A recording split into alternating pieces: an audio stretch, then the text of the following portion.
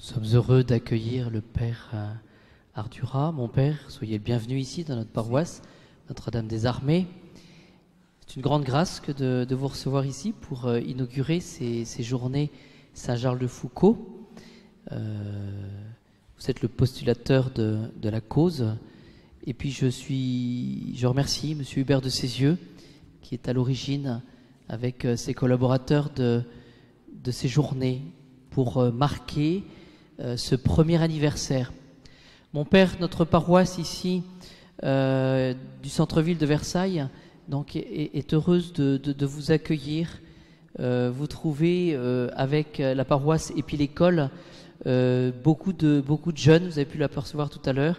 Ils étaient très heureux, je pense, de pouvoir s'approcher des reliques, de pouvoir toucher d'une certaine manière leur saint patron, le saint patron de leur école. Donc, je vais laisser la parole à M. Hubert de Cézieux. Et encore un grand merci de votre présence ici parmi nous. Merci, mon père.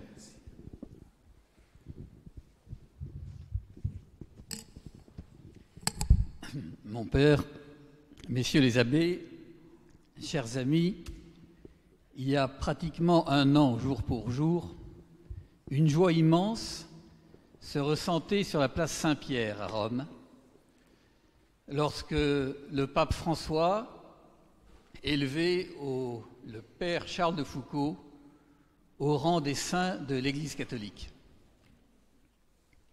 Je crois pouvoir dire que cette joie était très largement partagée par toute la petite communauté éducative que nous formons, et cette joie est à l'origine de ces rencontres que nous avons voulu créer pour célébrer ce premier anniversaire, pour rendre hommage à notre protecteur et pour faire aimer et mieux connaître d'abord, aimer ensuite, cette figure lumineuse.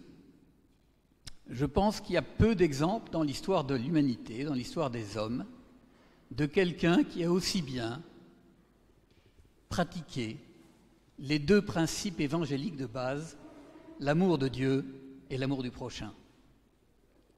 Et c'est à ce titre-là que nous l'avons choisi comme protecteur de notre école et de notre collège. Ces rencontres vont mettre en évidence différents aspects de cette figure lumineuse. L'aspect historique, mon père, vous allez en parler. L'aspect miraculeux, avec l'intervention demain de M. François Asselin. L'aspect intellectuel, avec l'intervention de M. Touchag après-demain. Et enfin, l'aspect spirituel, avec les deux interventions de l'abbé Dubrul, samedi et dimanche. Et on n'oubliera pas un moment festif qui s'appelle la kermesse de l'école, et à laquelle vous êtes tous conviés samedi prochain, et qui fait partie intégrante de ces rencontres. Alors, juste deux mots pour... beaucoup connaissent l'école, pas tous. Pourquoi avoir créé l'école et pourquoi avoir choisi le père de Foucauld comme protecteur? Eh bien, pourquoi? Je prends la deuxième question. Vous aurez la réponse si vous assistez à toutes les rencontres. Vous serez totalement convaincu que le père de Foucauld était le protecteur qu'il fallait. Quant à la première question, pourquoi avoir créé cette école? Tout simplement par devoir filial. Parce que dans la débâcle actuelle, nous voulons transmettre. Et pour transmettre, il y a aujourd'hui un prix à payer. Ça s'appelle la liberté d'enseigner. Et cette liberté d'enseigner a un prix très élevé. On a le droit de choisir nos enseignants et notre manière d'enseigner. Et pour nous, c'est essentiel dans les débâcles actuels. C'est notre réponse à la crise actuelle. Mais la liberté a un prix.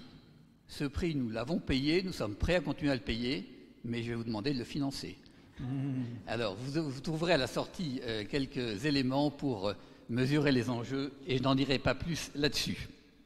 Simplement vous dire qu'aujourd'hui, l'école, créée il y a un peu plus de 8 ans avec 12 élèves, 12 c'est un beau chiffre pour démarrer une activité, me semble-t-il, et aujourd'hui, nous sommes pratiquement, à la rentrée prochaine, nous serons près de 250 élèves, une trentaine de professeurs, et un peu plus de 120 familles qui nous font confiance.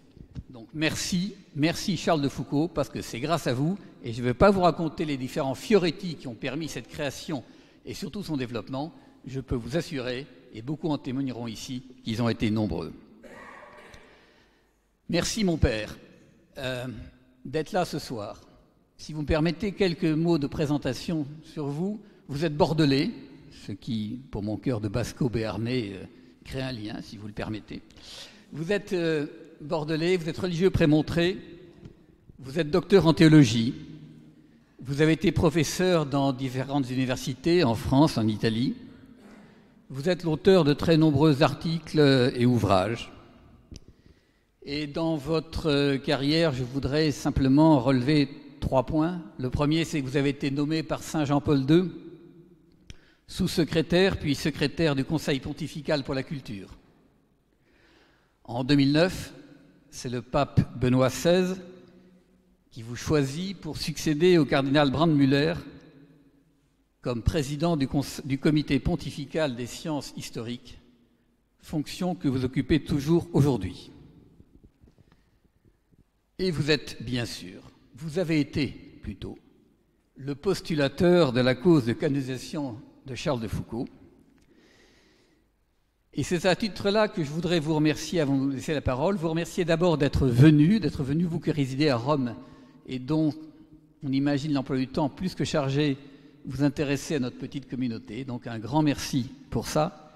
Mais si vous le permettez, mon père, un merci encore beaucoup plus profond pour avoir défendu la cause du père de Foucauld. Et cette cause a trouvé un épilogue brillant, plus que brillant, lumineux, dans cette belle journée du 15 mai 2022 que j'évoquais tout à l'heure. Donc pour cela, un très grand merci.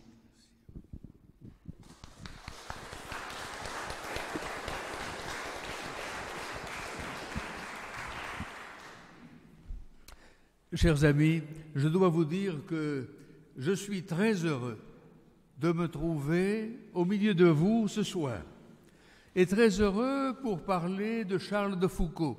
Vous entendrez diverses voix au cours de ces journées qui vous dépeindront Charles de Foucauld, sa vie, son activité, sous des angles différents. Moi, je me limiterai à ce chemin qui a été parcouru depuis le jour de sa mort jusqu'au 15 mai 2022, le jour de sa canonisation. Mais tout de même, avant de parler en général de cette cause de Charles de Foucauld, il faut quand même se demander à quoi servent les saints? À quoi servent-ils? Pourquoi canonise-t-on encore aujourd'hui? Parce que les saints sont faits pour nous. Les canonisations ne changent rien dans l'éternité des saints. Ils contemplent Dieu. Alors nous nous disons, oh, mais ça dure tellement longtemps. Mais ça ne change rien pour eux. Ça change tout pour nous.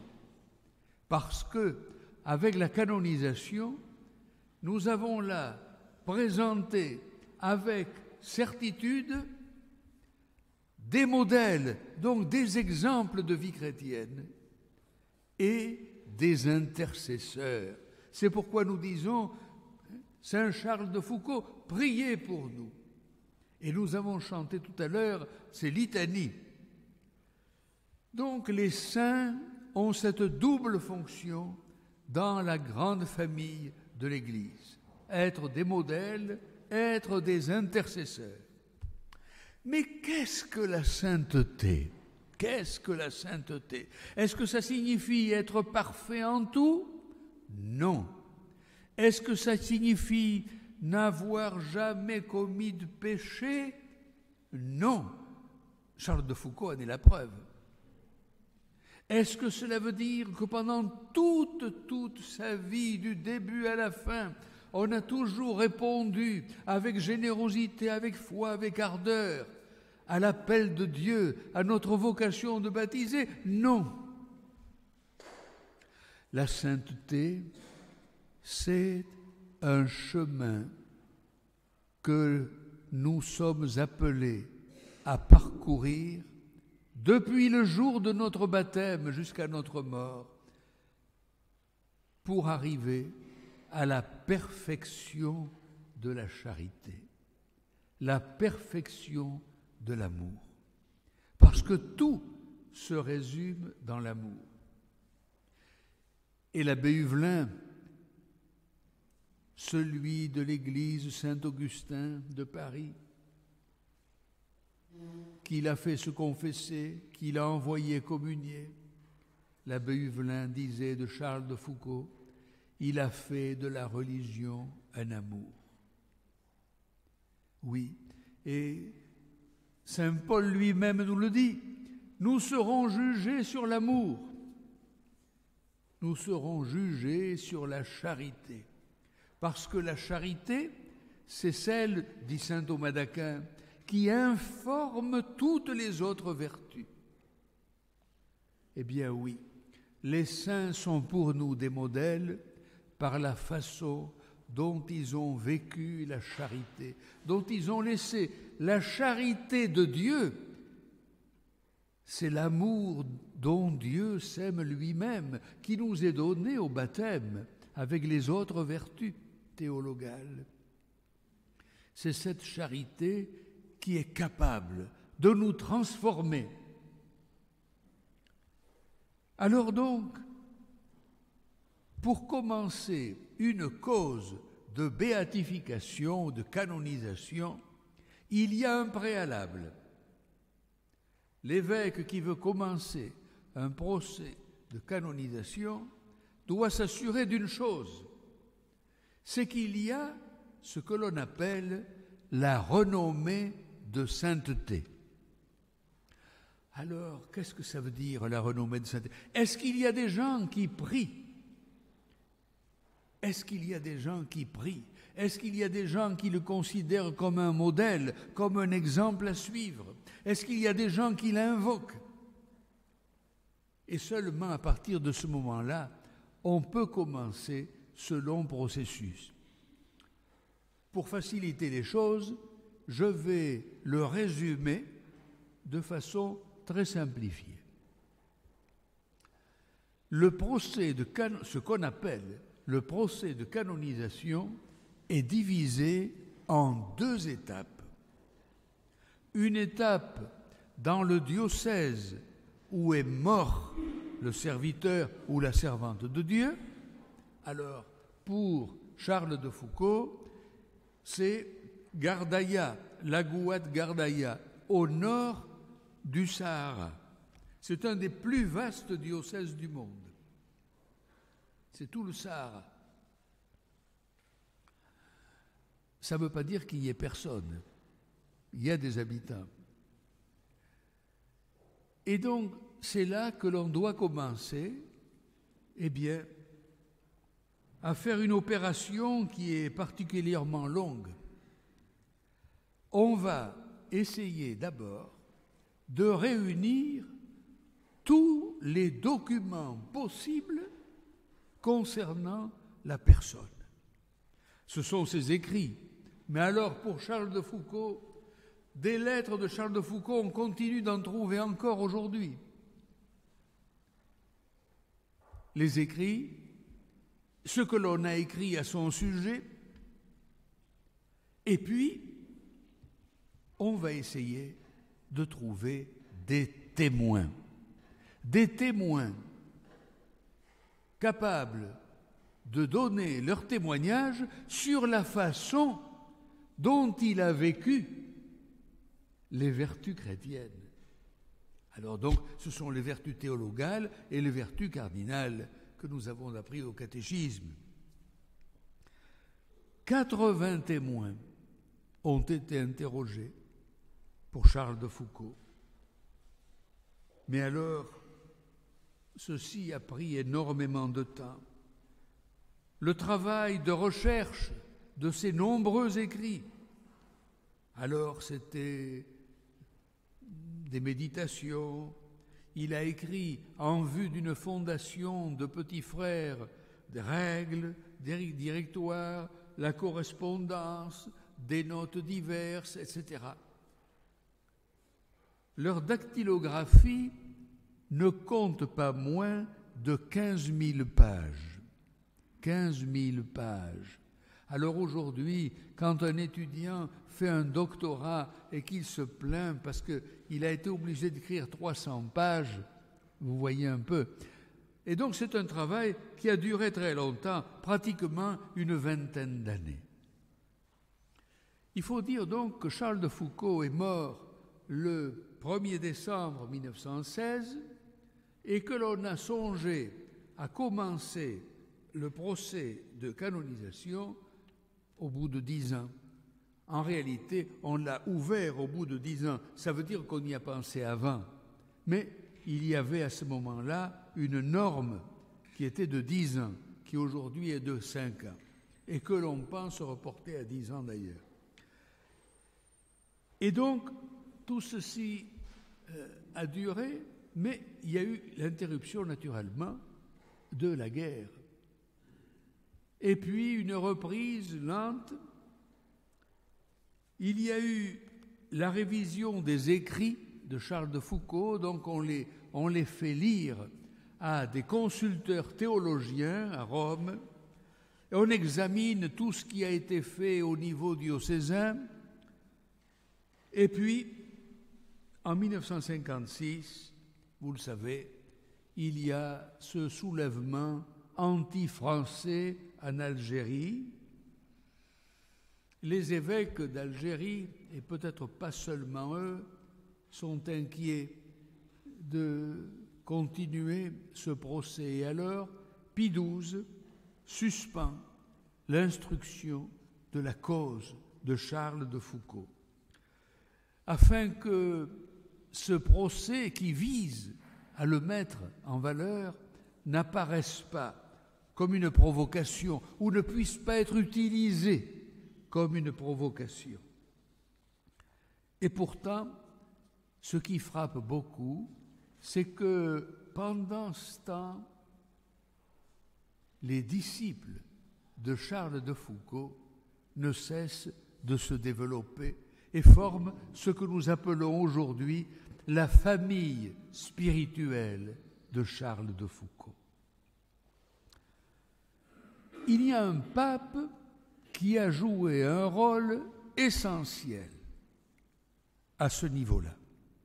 Une fois que le procès diocésain a été achevé, c'est le pape Paul VI qui écrivait, à l'occasion du 50e anniversaire de la mort de Charles, le 1er décembre 1966, il écrivait à l'évêque de Lagoa de Gardaïa une lettre dans laquelle il affirmait que le modèle même que représente Charles de Foucault, je cite, « rend heureuses les âmes du seul amour de Jésus et les rend capables, par leur humilité, par leur pauvreté, par leur exemple, de rayonner dans le monde le message évangélique. » Et voici que le même Paul VI, dans l'encyclique Populorum Progressio sur le développement des peuples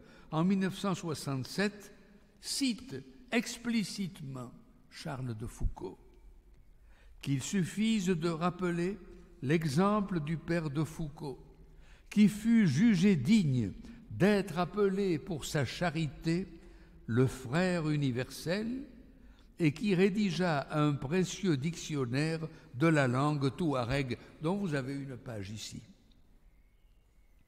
Et c'est ainsi que, sur cette lancée, réanimée en quelque sorte par le pape Paul VI, la cause a continué. Naturellement, et d'autres seraient mieux informés que moi et plus à même de vous donner des informations à ce sujet, il a fallu, et ça a été le travail de mes prédécesseurs, et spécialement de mon prédécesseur immédiat, Monseigneur Bouvier, un grand ami, auquel j'ai succédé le jour où il a eu 80 ans. Parce qu'au Vatican, il n'y a que le pape qui en réchappe. À 80 ans, c'est la mort civile. Et donc, on doit abandonner systématiquement toutes les charges. Il a fallu, et c'était son grand travail, eh bien, de défendre la cause, réfuter des objections contre sa sainteté, Est-ce que Charles de Foucauld n'était pas trop lié à sa famille, à l'armée? N'a-t-il pas trop écrit? N'était-il pas instable? Vous savez, lorsque Charles a recouvré la foi, lorsqu'il a recommencé à croire, lorsque, grâce à l'abbé Huvelin, auquel il était venu demander des cours de religion, l'abbé Huvelin lui dit « Agenouillez-vous, confessez-vous ». Il découvre un Dieu qui est Père, un Dieu qui est amour, un Dieu qui le pardonne, un Dieu qui est miséricorde. Et alors il comprend que toute sa vie, dès ce moment-là, toute sa vie devra appartenir à Dieu seul. Et c'est pourquoi il a pu dire que sa vocation date du moment même de sa conversion. Mais alors, n'était-il pas instable? Le voilà, une fois converti, il se fait trappiste, et puis ça va pas, et puis il part vivre à Nazareth pour imiter Jésus de près, même dans les endroits où géographiquement Jésus a vécu. Et puis il se rend compte que ce n'est pas nécessaire d'être là où Jésus a vécu, matériellement. Alors il part et il va dans le Sahara. N'a-t-il pas manqué de charité dans certaines déclarations? Et donc il a bien fallu une bonne dizaine d'années pour arriver à calmer les eaux, à donner des réponses. Est-ce qu'il n'était pas trop mêlé aux militaires dans le désert? Est-ce qu'il n'aurait pas été par hasard un agent d'information des militaires? Imaginez. Seulement, tout cela nécessite des réponses, et des réponses précises, des réponses fondées. Voilà. Et alors, donc, il a fallu, et c'est l'œuvre de mon prédécesseur, il a fallu élaborer, donc, toute une biographie scientifiquement documentée sur la vie de Charles de Foucauld et montrer à travers sa biographie comment il avait vécu les vertus chrétiennes de façon héroïque. Alors qu'est-ce que ça veut dire? Quand on parle de l'héroïcité des vertus, ça n'a rien à voir avec les héros de l'Antiquité. Ça veut dire que l'on a vécu les vertus chrétiennes dans leur ensemble au-delà de l'ordinaire, de façon extraordinaire. Mener une vie ordinaire avec un amour extraordinaire, une foi au-delà de l'ordinaire, une espérance sans faille, et toutes les autres vertus au-delà de l'ordinaire. Parce que il y a des gens dont on dit « Oh, c'est un saint homme », « Oh, c'est une sainte femme ». On le dit surtout des dames d'ailleurs. Mais c'est bien. C'est ce qu'on appelle le saint de la porte à côté. Mais les saints canonisés, ce sont des saints qui émergent de la foule, qui émergent par l'excellence de leur vie, qui émergent vraiment de l'ensemble et que l'on peut présenter alors comme modèle, comme exemple et comme intercesseur. Et alors donc, il a fallu ensuite répondre à une autre question. Et Charles de Foucauld, est-ce qu'il était martyr ou est-ce qu'il ne l'a pas été?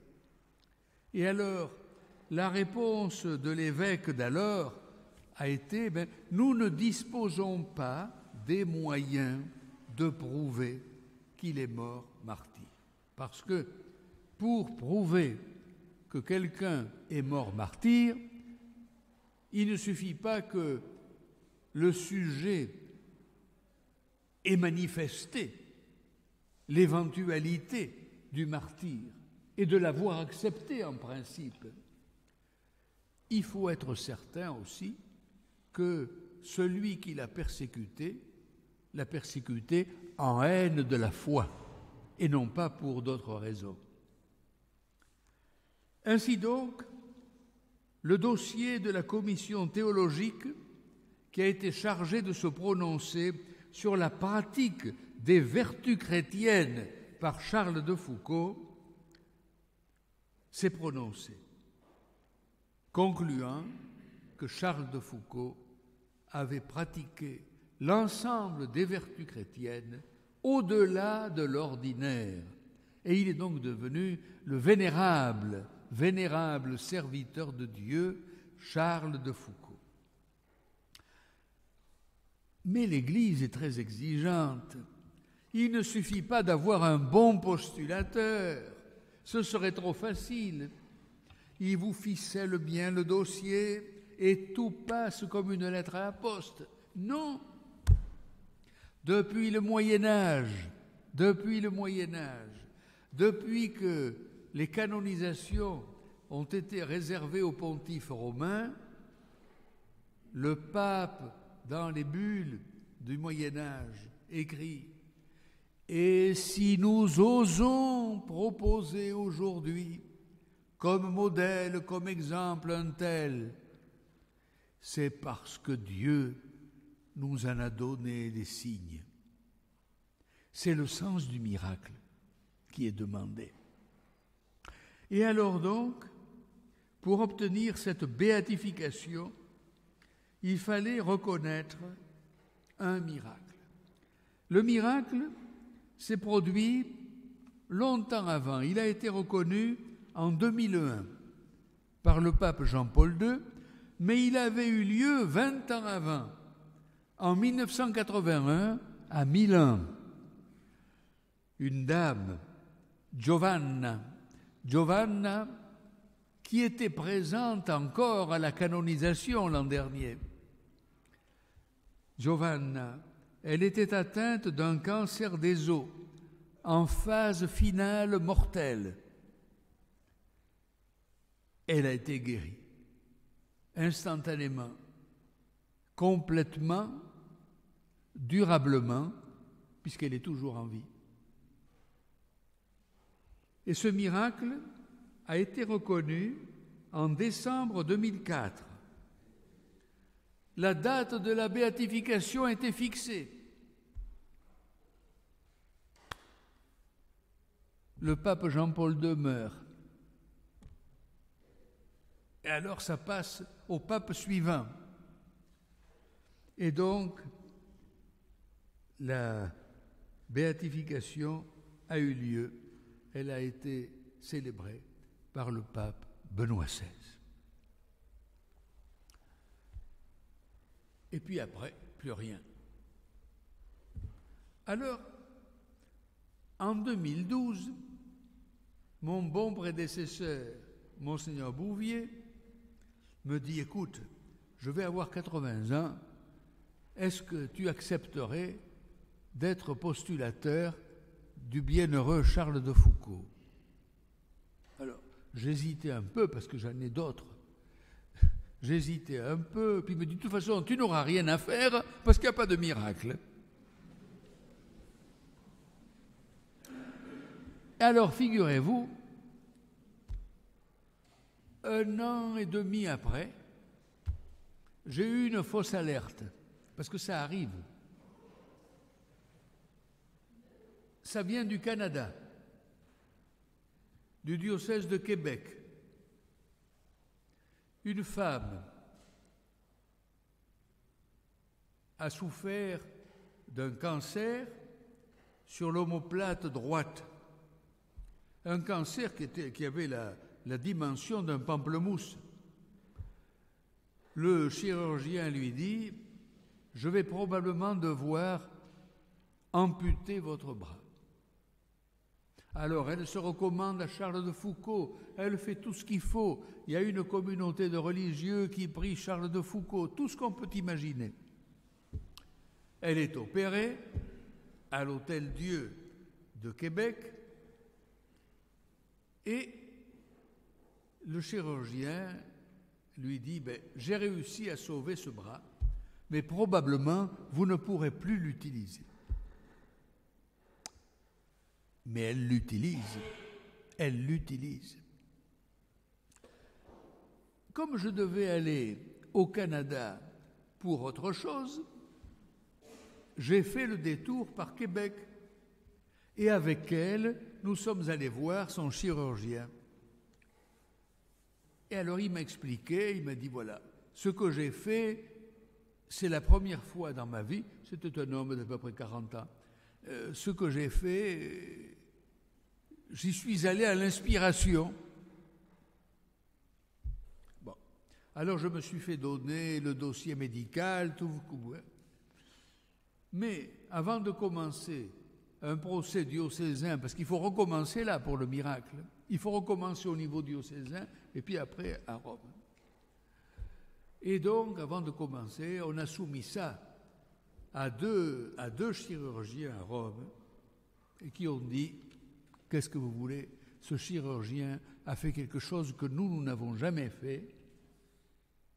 C'est admirable comme travail, mais on peut très bien expliquer qu'il y a eu la récupération du bras. Et donc il y a une explication naturelle. C'est ce que j'appelle mon miracle raté. Et puis, avec encore le bon Monseigneur Bouvier qui vivait toujours, nous sommes allés à Paris, dans l'église Saint-Augustin, pour le centenaire de la mort de Charles de Foucault, où il y a eu tout un après-midi où la famille spirituelle s'est retrouvée. Dans l'église Saint-Augustin, nous avons fait l'adoration du Saint-Sacrement comme aimait la faire Charles de Foucault. Nous avons célébré la messe. Nous avons dit la prière pour obtenir des grâces. Ce que nous ne savions pas, c'est que le miracle avait eu lieu. Il avait eu lieu le 30 novembre au soir, dans la petite ville de Saumur. Mais nous ne savions rien. Ce n'est qu'au mois de janvier 2017 que le frère de celui que vous entendrez demain et qui vous dira comment il a vécu ces événements, son frère jumeau a réussi à trouver, je ne sais comment, quel était l'évêque qui était responsable en dernier lieu de la cause, l'évêque de Lagoua-de-Gardaïa, et il lui envoie le récit d'un accident avec des photos. Et alors Monseigneur Roux, qui était l'évêque, immédiatement m'envoie le tout. Nous sommes là au mois de janvier 2017. Et naturellement, alors j'ai pris contact avec celui que vous allez entendre demain soir, et puis avec le miraculé, et puis avec son chirurgien, et puis après je suis allé à Saumur, au mois de juillet, où par chance, pour des questions d'assurance, on n'avait rien touché dans la chapelle où a eu lieu le miracle. Alors, mes amis, voyez, il faut croire à la puissance de la prière. La puissance de la prière. Pendant toute l'année du centenaire, c'est toute la famille spirituelle de Charles de Foucault, des milliers de personnes qui ont prié. Et puis alors, à Saumur, où Charles de Foucault a vécu à l'école de cavalerie, ce n'était pas la partie la plus édifiante de sa vie, mais enfin, il a vécu là. Et c'est là qu'en 2012, au moment où on a regroupé 2 paroisses, les paroissiens ont suggéré à l'évêque d'Angers de choisir le bienheureux Charles de Foucault comme patron céleste de la nouvelle paroisse. Et le premier curé, et puis le second, celui qui était là au moment du miracle, pendant toute l'année, moi j'ai été témoin de ça, pendant toute l'année, à chaque messe, après la communion, chaque fidèle, avec son image, a récité la prière pour demander des grâces. La force de la prière, c'est pas ailleurs qu'a eu lieu le miracle, c'est là. Et alors donc, nous étions à la fin de la neuvaine, préparant à la fête paroissiale. Nous sommes là le 30 novembre 2016. Mais vous savez que dans la liturgie, le jour commence la veille au soir par les premières vêpres. Et donc, on peut dire que le miracle a eu lieu le jour même du 100e anniversaire de la mort de Charles de Foucauld. Le garçon, il s'appelle Charles. Il n'est pas baptisé. Il est apprenti charpentier. Il est avec un ouvrier au-dessus de la voûte de la chapelle. C'est un peu comme ça. L'ouvrier lui demande de lui apporter un outil. On a disposé sur les voûtes des planches qui permettent la répartition du poids des personnes. Qu'est-ce qu'il fait, lui? Il a 21 ans, il est pressé, il prend le chemin le plus court, il passe sur la voûte s'ouvre sous son poids, un trou comme ça, et il fait une chute de 15,50 mètres. Il tombe sur un banc. Alors on a fait étudier tout ça par un ingénieur. La chute a duré 1,8 seconde. Il est arrivé sur le banc à 60 km à l'heure.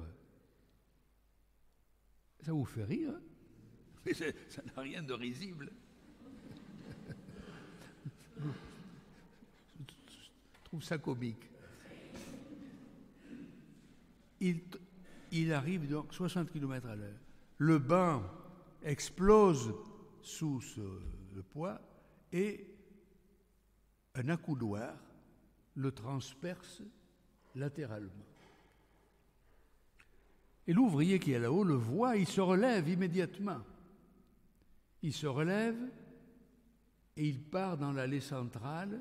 Il a la présence d'esprit de ne pas sortir par la porte principale parce qu'il y a des enfants qui jouent derrière. Et il prend un couloir qui ouvre sur les bureaux de l'administration. Il souffre naturellement, mais il ne se rend pas compte de ce qu'il a. Et les deux personnes qui le voient ne savent pas du tout ce qui s'est passé. On appelle les secours. C'est une affaire très compliquée parce qu'on fait venir un hélicoptère pour l'amener à l'hôpital qui se pose sur le terrain de foot. Il ne peut pas rentrer dedans à cause de ce morceau de bois. Alors il faut faire venir une ambulance, un peu importe. Et le voilà parti à l'hôpital. Alors je suis allé voir avec lui et avec M. Asselin, nous sommes allés voir le chirurgien qui l'a opéré et qui nous dit « C'était très impressionnant, mais j'ai vu tout de suite que ce n'était pas grave. Aucune fracture. » Voilà. Et alors, une semaine plus tard, il sortait de l'hôpital. Monsieur Asselin vous dira comment il a vécu ça, lui, puisque c'était l'employeur. Alors, eh bien, je suis allé voir l'évêque d'Angers, qui a eu une formation de médecin, et qui donc tout de suite a compris. Et alors, nous avons fait donc le procès diocésain, où on a fait concourir tout un ensemble de témoins qui ont insisté pour dire combien ils avaient prié pendant toute l'année du centenaire, prié dans cette paroisse spécialement à toutes les messes, etc. Parce que voyez-vous, il y a un passage de l'évangile de Saint Luc qui est extrêmement important dans ce cas. Vous vous souvenez, les braves gens qui amènent un paralytique, et comme il y a beaucoup de monde, ils le font passer par le toit. Jésus, voyant leur foi, ce n'est pas la foi du paralytique, c'est la foi de ceux qui l'ont amené. Eh bien, ceux qui l'ont amené à Charles, ce sont ceux qui ont prié pour lui, sans savoir que c'était lui. Et donc, on a fait ce procès.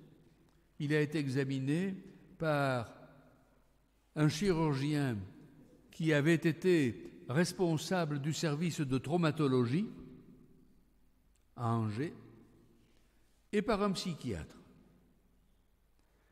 pour s'assurer qu'il n'y avait aucune séquelle, ni physique, ni psychique. Et voilà donc notre Charles qui sort de l'hôpital au bout de 8 jours et qui peu à peu va reprendre son travail, un travail pour lequel il est extrêmement heureux. Et alors comment on fait après pour arriver à reconnaître le miracle? Oh, c'est pas fini. Alors une fois que le procès diocésain est fini, on emporte tout ça à Rome. À Rome, il y a l'ouverture du procès. Tout est examiné et on reçoit le décret de validité juridique du procès. Tout s'est fait selon les règles. Et puis après, le pauvre postulateur, croyez-moi, le pauvre postulateur, il doit reprendre tout ce qui est technique, médical uniquement, et puis il faut le traduire en italien pour les médecins. Alors on fait une édition bilingue. C'est soumis à 2 spécialistes. Et le principe, c'est qu'évidemment, ils s'ignorent. Et chacun donne son verdict par écrit. Si les 2 sont d'accord et que c'est positif, cela passe devant ce qu'on appelle la consulta medica. C'est donc un conseil qui est composé de 7 médecins. Et on vise l'unanimité. On admet éventuellement qu'il y ait un dissident, mais on vise l'unanimité. Et alors le résultat, c'était le peu de conséquences après une chute de 15,50 m n'est pas explicable scientifiquement. Et alors, on ajoute tout cela à la documentation déjà existante, et puis après, donc, le postulateur doit travailler, ajouter les témoignages qui vont permettre l'attribution à ce saint du miracle opéré par Dieu, parce que c'est Dieu qui fait les miracles, par l'intercession des saints. Et alors donc, on arrive à avoir après ce qu'on appelle la positio. C'est une petite thèse, mais pour les miracles, c'est moins gros que pour l'héroïcité des vertus, où il peut y avoir plusieurs tomes. Et donc ça s'est présenté à 9 consulteurs théologiens qui doivent répondre: est-ce que, au vu de la documentation et des témoignages, on peut dire de façon certaine que ce fait inexpliqué scientifiquement peut être attribué à l'intercession de un tel. Et s'ils disent oui, c'est pas fini. On imprime le vote de chacun, ça fait un autre petit fascicule comme ça, on l'ajoute à la position et c'est présenté aux cardinaux et évêques qui sont membres du dicaster pour les causes des saints. Et donc eux, alors en général, ils sont une quinzaine. Et donc chacun doit étudier la question et doit donner son vote. Et si c'est positif, alors le cardinal préfet se rend chez le pape et lui dit voilà, tout est favorable. Alors le pape autorise que l'on promulgue un décret sur le miracle. Et alors, il ne reste plus qu'à décider de la date de la canonisation. Mais quand il y a le Covid qui s'y met, on attend 2 ans. On attend 2 ans, ce qui permet une meilleure préparation. Une meilleure préparation. On ne fait pas les choses à la va-vite. Et je dois dire que j'ai été très touché de la façon dont, par exemple, les élèves du lycée et du collège de l'institution Saint-Louis de Saumur, là où a eu lieu le miracle, ont vécu cela. Et comment ces garçons et filles sont allés à Rome, ils ont une quarantaine sont allés à Rome, n'est-ce pas?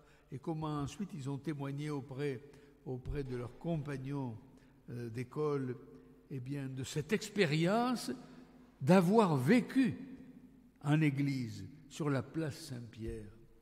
Parce que, disait-il, il y avait 10 saints et saintes. Quand on disait les noms, quand le pape disait les noms, alors les gens applaudissaient. Mais quand c'était Charles de Foucauld, c'était autre chose. Et donc, disait-il, nous avons là compris que nous n'étions pas tout seuls, alors qu'ils ont souvent cette impression d'être tout seuls, comme chrétiens. Nous avons compris que nous étions alors les membres d'une famille. C'est ce que nous disons lorsque nous récitons le credo et que nous disons « Je crois en la communion des saints ». Et à la vie éternelle, ainsi soit-il.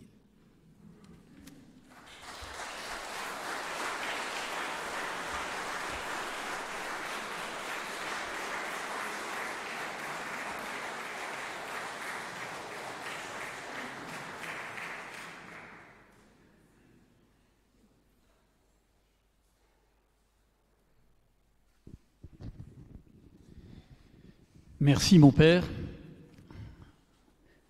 Je crois que le silence et la tension qui ont régné pendant votre conférence témoignent de l'impact extraordinaire de Charles de Foucauld. Peut-être y a-t-il des questions dans la salle, et le Père Ardura m'a proposé de faire une séance de questions-réponses si du moins il y a des questions dans la salle, et il se prêtera volontiers à ce jeu-là.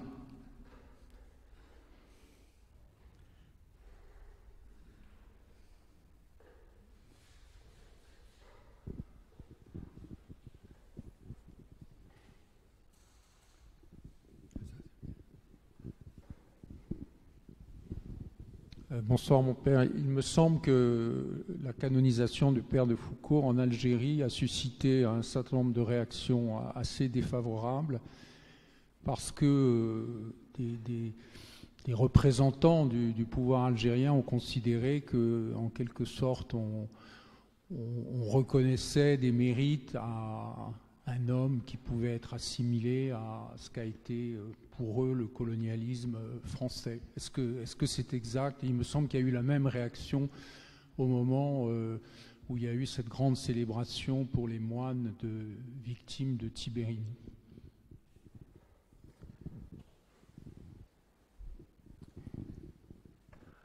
Il y a eu, au moment de la béatification, quelques réactions rarissimes. Mais, sauf erreur de ma part, il y a eu une réaction le jour où il y a eu la promulgation du miracle annonçant une future canonisation de la part d'un universitaire algérien. Et puis c'est tout. Alors là, je dois vous dire que, au moins à Rome, nous n'avons rien entendu. Alors je dis bien, sauf erreur de ma part, parce que la béatification des martyrs de l'Algérie a préparé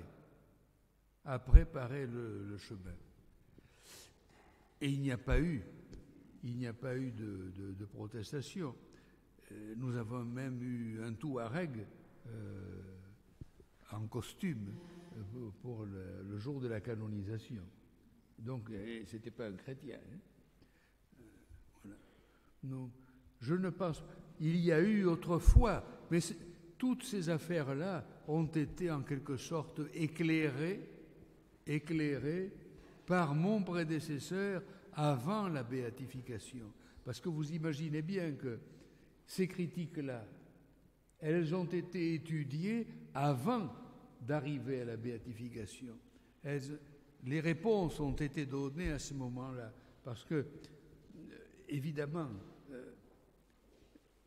il ne faut pas du tout confondre l'œuvre d'un prêtre qui a été une œuvre de charité sur laquelle tout le monde est d'accord. Une œuvre de charité, tout à l'heure, on le faisait remarquer, oui. Il a voulu d'abord les aimer, les écouter, les comprendre. Mais son action n'a jamais été confondue avec celle du colonisateur. Il a même des paroles, me semble-t-il, des paroles sévères vis-à-vis du colonisateur. Mais il faut voir qu'il vivait aussi dans la culture de son temps et que l'Algérie, c'était des départements français. Elle faisait partie des départements français. C'était la France en quelque sorte. Et pour beaucoup, l'idéal, c'était qu'un jour, même les Touaregs deviennent des Français comme nous. C'était normal. C'était normal. Dans la culture du temps. Voilà. Mais Charles de Foucauld, certainement, ne peut pas être soupçonné le moins du monde d'avoir été un agent de la colonisation. En tout cas, il n'y a eu aucune réaction dans les médias qui soit arrivée jusqu'à Rome.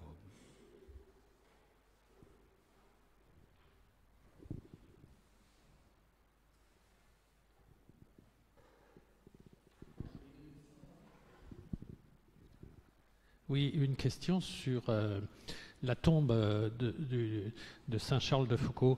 Souvent dans les procès en canonisation, on est amené à regarder ce qu'est devenu le saint.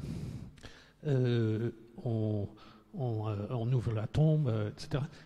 Sur Charles de Foucauld, déjà, où est son corps? Est-ce qu'on a la certitude que c'est bien lui qui est enterré à cet endroit? Et est-ce qu'on a ouvert ou est-ce qu'on s'est intéressé d'ouvrir la tombe de Charles de Foucauld? Donc, on l'a transporté à El Oueli, et donc c'est près de Tamanrasset, mais on n'a pas rouvert le tombeau maintenant. Et je pense d'ailleurs que même les conditions, on n'a pas rouvert le tombeau depuis la béatification. Non. Voilà. Oui. Et depuis... Oui, oui. Et donc depuis 1937, on n'a pas rouvert le tombeau. Voilà.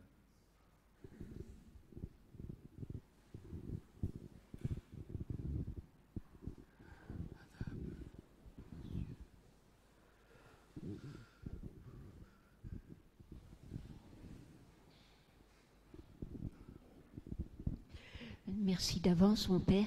Je me pose la question, si être martyr, c'est donner sa vie pour être fidèle à sa foi, et si l'assassin l'a fait en haine de la foi, qu'est-ce qui empêche d'appeler Charles de Foucauld martyr?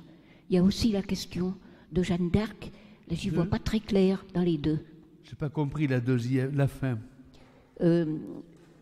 Pourquoi? Comment peut-on? Est-ce qu'il est possible d'appeler Charles de Foucauld martyr? Non. Et aussi, c'est pas la même chose, mais Jeanne d'Arc, est-ce qu'il est possible aussi? Il y a des deux saints. Non. Alors, il faut pouvoir prouver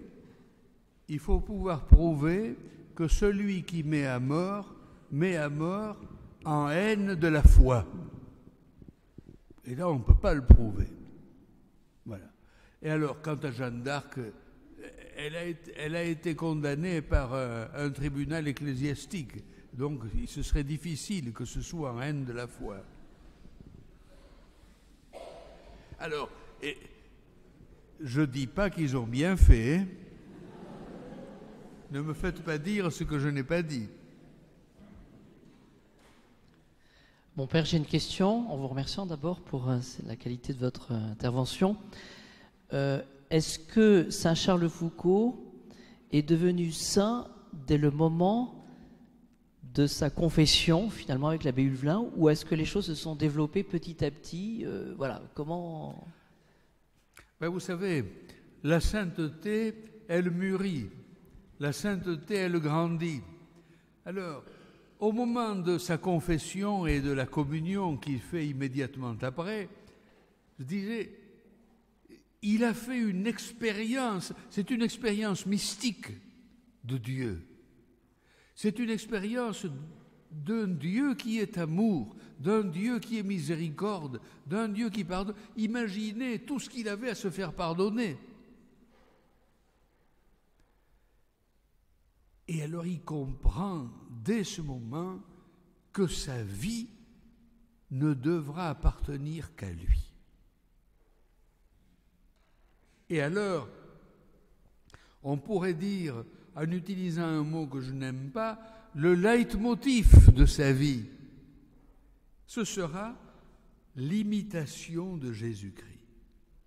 Alors, vous savez, l'imitation de Jésus-Christ, c'est le livre qui, après la Bible, a été le plus édité et le plus traduit dans le monde entier. L'imitation de Jésus-Christ. Être chrétien, c'est être un autre Christ. C'est-à-dire, donc, imiter Jésus. Alors lui, au début, c'est pourquoi il rentre à la trappe de Notre-Dame-des-Neiges. Il veut imiter Jésus en abandonnant tout. Parce que Jésus, nous dit saint Paul, lui, le Fils de Dieu, lui, égal au Père, il n'a pas retenu le rang qu'il égalait à Dieu. Il s'est fait l'un de nous, il s'est fait esclave, il s'est fait obéissant jusqu'à la mort et la mort de la croix. Et alors il rentre à la trappe, qui est pour lui le genre de vie le plus exigeant. Pour suivre Jésus, pour imiter Jésus. Mais il s'aperçoit que, tout en menant une vie austère, difficile à la trappe, il s'aperçoit qu'il ne manque de rien. Il a tout, parce qu'il a la communauté. Et c'est ce qu'il décide à partir pour Nazareth. Alors il veut aller là où Jésus a vécu, pour vivre comme Jésus. Mais la sainteté, elle progresse, elle se développe, tandis que la foi se purifie. Et il comprend que imiter Jésus, ce n'est pas seulement l'imiter concrètement sur le lieu géographique où Jésus a vécu, même dans la pauvreté matérielle. Il faut imiter les vertus de Jésus. Comment celui qui est Dieu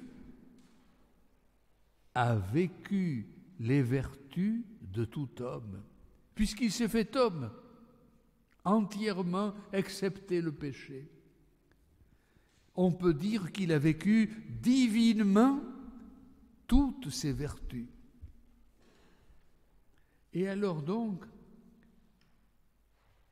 cette progression va s'opérer, et puis alors, il va y avoir des renoncements continuels. Voyez-vous, quand il écrit ces règles directoires, il a l'intention de fonder les petits frères du Sacré-Cœur. Et il devrait y renoncer parce qu'il n'a personne. Donc c'est une vie qui est faite de renoncement. Il accepte lui-même, et il le dit clairement, il veut être missionnaire, mais missionnaire non pas en prêchant. Il renonce à cela parce qu'il sait que ses Touaregs ne sont pas prêts. Il veut être missionnaire par le témoignage de sa charité, par son accueil, son hospitalité. Et alors il découvre que Jésus qui s'est fait l'un de nous, Jésus, c'est lui le frère universel. Il s'est fait le frère de chacun et chacune d'entre nous. Et c'est pourquoi lui aussi dira que les petits frères qu'il voulait fonder, et lui-même, ils devront être des frères universels, en imitant Jésus. Et alors voilà. Et donc sa vie est une vie dans laquelle il s'est consumé d'amour. Il a vécu cette foi, une foi qui peu à peu s'est constamment purifiée pour être une adhésion de cœur à cœur avec le cœur du Christ. Et donc, au moment même de sa mort, eh bien, Charles de Foucauld alors a contemplé celui qu'il avait voulu imiter. Il a pu voir celui dont il a voulu être l'image au sein de son Église. C'est ça, la beauté de cette vie de sainteté. Mais voyez comment cette sainteté, elle croît, elle se développe, elle mûrit, elle se purifie, jusqu'à devenir, eh bien, cette communion qui s'épanouit dans la vision de Dieu.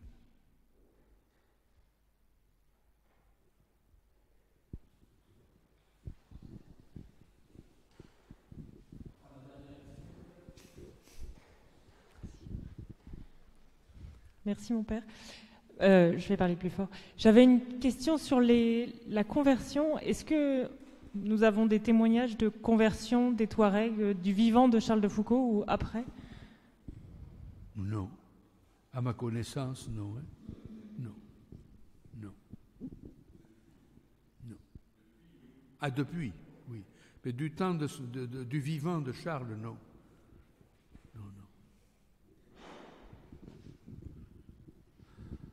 Éventuellement la place pour une toute dernière question.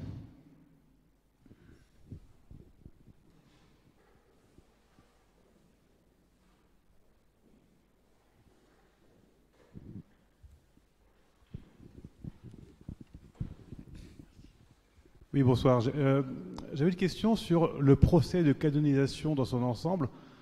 Alors, je ne savais pas que le procès avait commencé en 1926, donc finalement ça a duré presque 100 ans, avec, vous l'avez dit, des interruptions, mais au final ça fait bien 80 ans effectifs d'études, c'est très long finalement. La question que je posais, c'est en plus, entre-temps, la procédure, je crois, a changé. C'est un peu simplifié, peut-être moins exigeante qu'avant, je ne sais pas, avec la disparition de l'avocat du diable. Ça, c'est vous qui le dites. Comment? Ça, c'est vous qui le dites. Ah, c'est ce qui se dit. Non, mais en fait, ma question, c'est la suivante. C'était quel était finalement, donc il y a une grosse interruption entre Pie XII et Paul VI, quel était un peu l'état du dossier quand ça a été relancé de manière définitive, et comment vous avez réussi à articuler finalement ce qui a été fait dans les premières années, qui était déjà assez ancien, et la manière dont vous avez repris le dossier à partir des années 60-70. Est-ce qu'il y a une continuité ou est-ce que vous avez tout repris de zéro? Et comment on explique finalement que ça dure aussi longtemps? Voilà.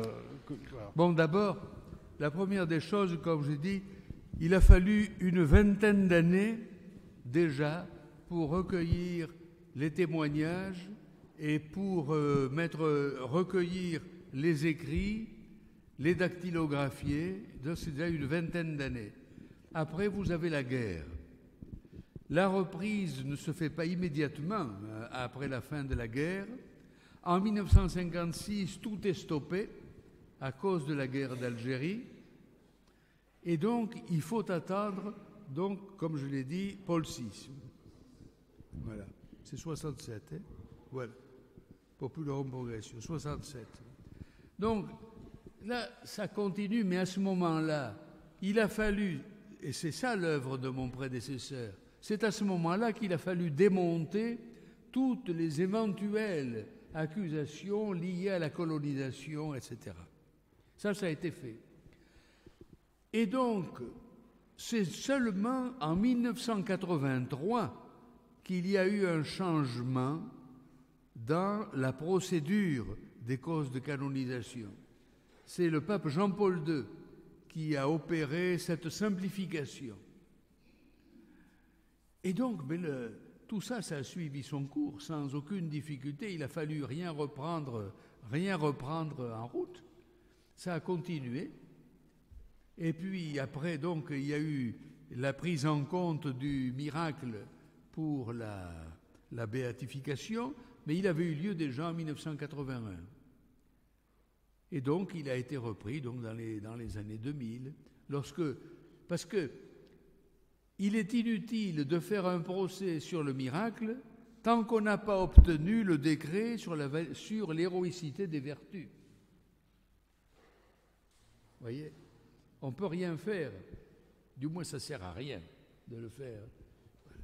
Il faut arriver, alors il faut vaincre donc tous les obstacles. Puis alors, vous voyez, Charles de Foucault, il a un genre de vie qui est vraiment spécial.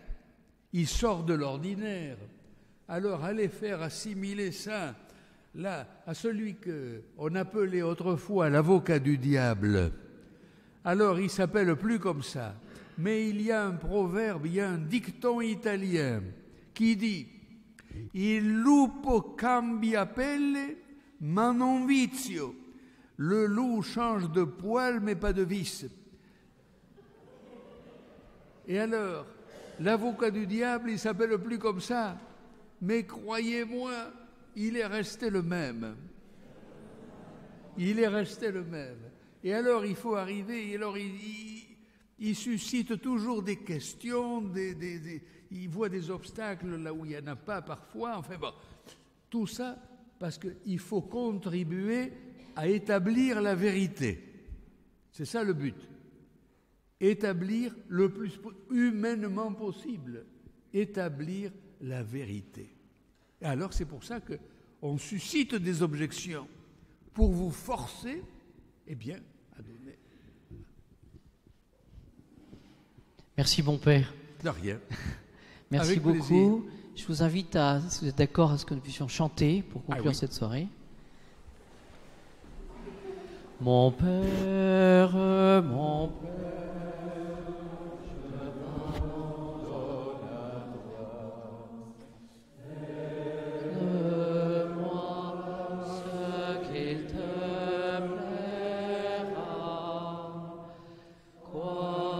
Que je